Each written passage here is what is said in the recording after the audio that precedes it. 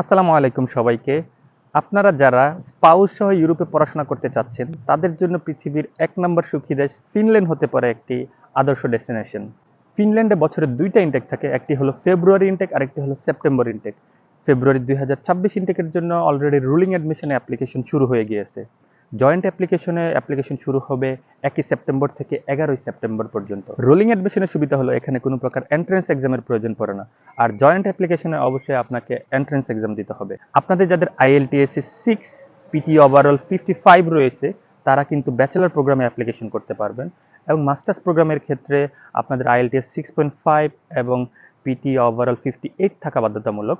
তবে মাস্টার্সের ক্ষেত্রে আরেকটা রিকোয়ারমেন্ট হলো আপনাদের অবশ্যই আফটার ব্যাচেলর ২ বছরের রেলেভেন্ট জব এক্সপিরিয়েন্স থাকতে হবে। ফিনল্যান্ডে কিন্তু স্টাডি গ্যাপ কোনো প্রকার ইস্যু করে না।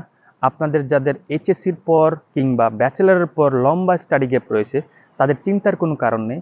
তারা অনায়াসে ফিনল্যান্ডের যে কোনো ইউনিভার্সিটিতে অ্যাডমিশন নিতে পারবেন যদি আপনি এলিজেবল হন। আর ফিনল্যান্ডে পিআর অপরচুনিটি কিন্তু ইউরোপের অন্যান্য নর্ডিক কান্ট্রিগুলো থেকে খুবই সহজ।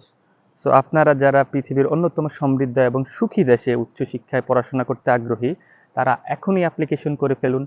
আর অ্যাপ্লিকেশন সংক্রান্ত যে কোনো ধরনের তথ্য, পরামর্শ, সার্বিক সহযোগিতা আপনারা চাইলে আমাদের হেল্প নিতে পারেন।